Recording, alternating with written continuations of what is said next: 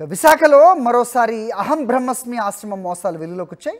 మాతాశ్రీ సహస్ర తారా విశాల్ అలియా స్వప్న ఆశ్రమానికి వస్తున్న యువతీ యువకులకు బలవంతంగా పెళ్లిళ్ళు చేస్తోందని బాధితులు ఆరోపిస్తున్నారు.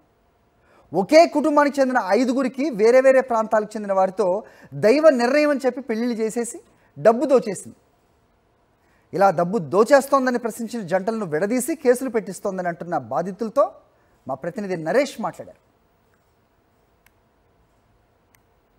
విశాఖపట్నంలో ఆధ్యాత్మిక ముసుగులో భారీ మోసం వెలుగు చూసింది. అయితే ఇప్పటికే గతంలో కూడా పిఎంపాలెం పోలీసులు ఈ కేసుకు సంబంధించి పూర్తి వివరాలు తెలుసుకుని షాక్ అయిన ఘటన చోటు చేసుకుంది. ఇలాంటి తరుణంలో మరొకసారి విశాఖపట్నం నుంచి ఆ మాతాజీ హైదరాబాద్కి పరారైంది. ఆ తర్వాత కూడా ఇంకా ఈ ఆగడాలు తగ్గకపోవడంతో బాధితులు మరొకసారి బయట రావడం జరిగింది. ప్రస్తుతం మనతో పాటు ఆ బాధితులు ఉన్నారు. అసలు ఆశ్రమం ఏంటి, ఆశ్రమంలో ఏం జరుగుతున్న అంశం పడి చెప్పండి. అసలు ఆశ్రమం ఏంటి, ఎవరా మాతాజీ, అసలు ఎటువంటి మోసాలు పాల్పడుతున్నారు? గతంలో కూడా బాధితులు భారీ ఎత్తున బయట రావడం జరిగింది కదా, ఇప్పుడు ఏం పరిస్థితి చెప్పండి. మిషన్ అహం బ్రహ్మాస్మి అనే సంస్థ కొమ్మదిలో ఉందండి.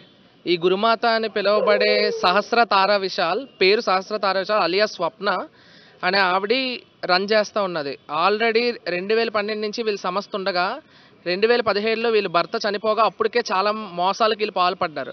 2017లో భర్త చనిపోగా 2019లో మళ్ళీ నా భర్త చనిపోయాడు, 2 సంవత్సరాల తర్వాత గ్యాప్ ఇచ్చి నేనే దేవుణ్ణి అని చెప్పి వచ్చి ఈ మిగతా ఎవరైతే కుటుంబాలు ఉన్నాయో, ముందుగా ఈ నమ్మి ఉన్న కుటుంబాలు ఉన్నాయో వాళ్ళు మిగతా వాళ్ళు ట్రాప్ చేయడం జరిగిందండి.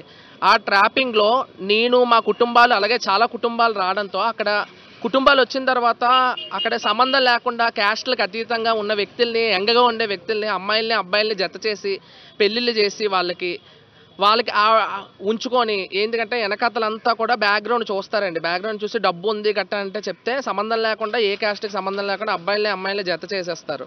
జత చేసేసిన తర్వాత పెళ్ళిళ్ళు చేసుకున్న తర్వాత వాళ్ళ పర్సనల్ జీవితాలు వాళ్ళకు ఉంటాయి కదండి. వాళ్ళకి ఈవిడికి అనుకూలంగా వాళ్ళు కానీ వినకపోతే, భార్యాభర్తలు వినకపోతే శారీరకంగా దూరం పెడతారండి.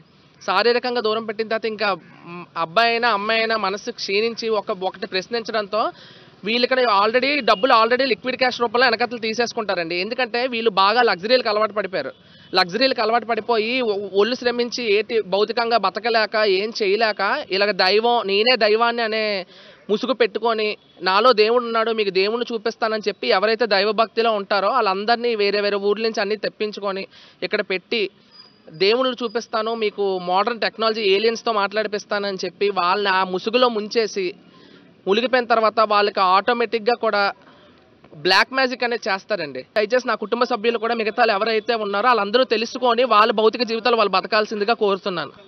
ఇది పరిస్థితి పూర్తి స్థాయిలో కూడా అహం బ్రహ్మాస్మి ఆశ్రమంకి సంబంధించి జరుగుతున్న మోసాలు, అదేవిధంగా ఆధ్యాత్మిక ప్రేరుతో ఒకటి పూర్తిగా కూడా పూజలు జరుగుతున్నాయి. ఇలాంటి తరుణంలో బ్లాక్ మ్యాజిక్ కొంతమంది అట్రాక్ట్ అయ్యి బానిసలుగా మారిపోతాను కూడా బాధితులు చెప్తున్న పరిస్థితి కనిపిస్తుంది.